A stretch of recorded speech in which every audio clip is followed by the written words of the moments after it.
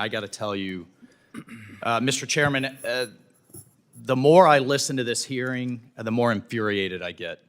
And I know the Gold Star families sitting here have to feel the same way. I know every veteran watching today has to feel the same way, because it's not about us, it's about them. And I think what upsets them most, General Milley, General McKenzie, are some of the statements from the president during this evacuation, including an interview that the president gave on national television during the withdrawal on August 18th, saying the generals never advised me to leave 2,500, and the only airbase, Bagram Air Base, in the world sandwiched between China, Russia, Iran, and a platform to stay after counterterrorism.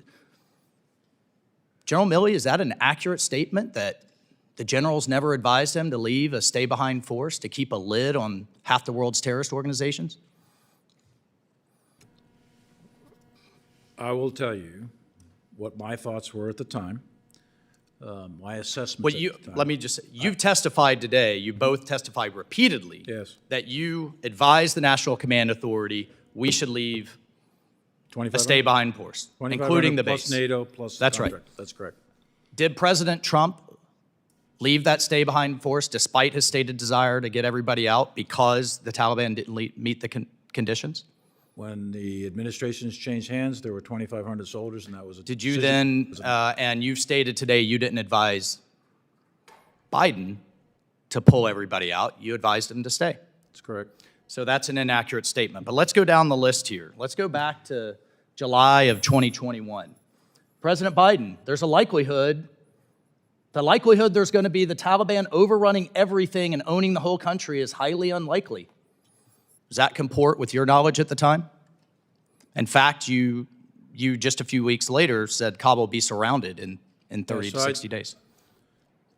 My assessment at the time was if we went to zero in U.S. military forces, then there was a high likelihood of a collapse of the government of Afghanistan and the ANSF with the Taliban taking over. Would collapse. But I thought it was going to be, I personally thought it was going to be in the fall, somewhere around Thanksgiving. The assessments vary widely. We're talking within months.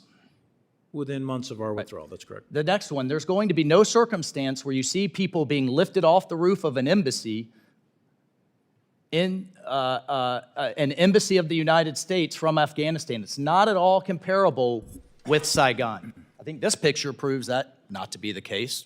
Fair enough.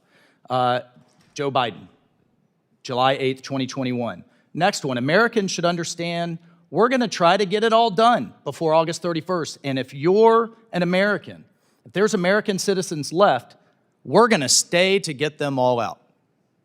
Was that your understanding of the operational planning at the time, to stay beyond August 31st, or were you planning to get out by August 31st? We plan to get out by August 31st.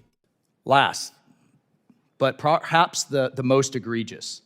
We believe about 100 to 200 Americans remain in Afghanistan with some intention to leave. You both testified today, you just testified, General Milley, that it was impossible to know the number. In fact, is that accurate?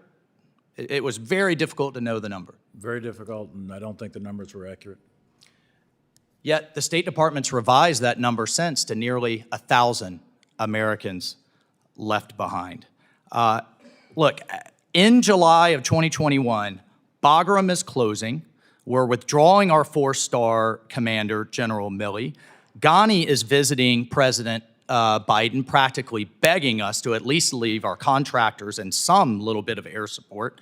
General McKenzie, you've testified that you were so concerned in July of 2021 that you put up recommendations including lily pads to get our allies out, putting pieces in place to process our SIVs faster, putting measures in place to get our American citizens out, to get our allies out, and to take care of what American military should do, which is protecting all Americans. You were so concerned in July of 2021, you put those recommendations forward.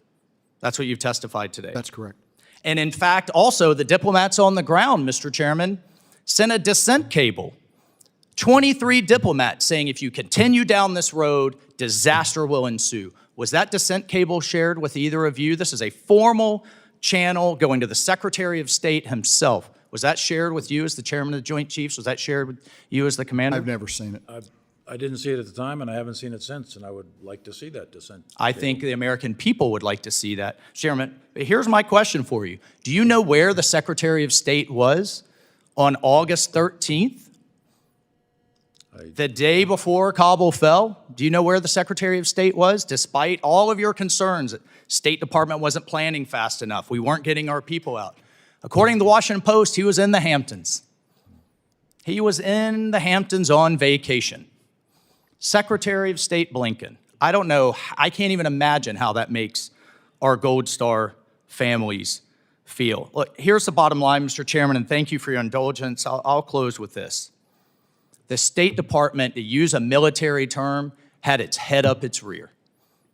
It wasn't planning. It, in fact, thought we could just have an embassy and the good Taliban terrorists will take care of the bad Taliban terrorists. I mean, that's essentially what happened. And because of that, we didn't get our people out. We didn't get our citizens out. We didn't have the force posture. We didn't have the basing. We failed, and their loved ones are dead because of it. I apologize to you, to my Gold Star families. Your government failed you. There is a difference, gentlemen, and I know you both know this, in taking responsibility and accountability. A lot of people have taken responsibility. No one has been held accountable, and they deserve but better. Your government failed you, and I'll give you an opportunity in my time remaining, Mr. Chairman, if there's anything you all would like to say publicly on the record. I'll give the witnesses time to respond, but the time has expired. Thank you, Mr. Chair. The gentlemen's, they have a right to respond. Well, I'd like to take you up on that offer. I've talked to these families. And I thank you for that. I've met the other families, and I have committed to them, and I will do so again publicly to all of you, that I will work with them to get you the answers, to make sure that accountability, transparency is established. And I'm going to do that till the day I go in the grave. That's what a soldier does. And I'm not going to turn my back on these families or any other Gold Star families. There are other Gold Star families in this room right now. Jane Horton's in this room. I've been working with her for years. There's many others. And they know who I am, and I will work with them forever. They deserve accountability, Mr. Chairman, and thank you, General Milley. I agree 100%. Chair recognizes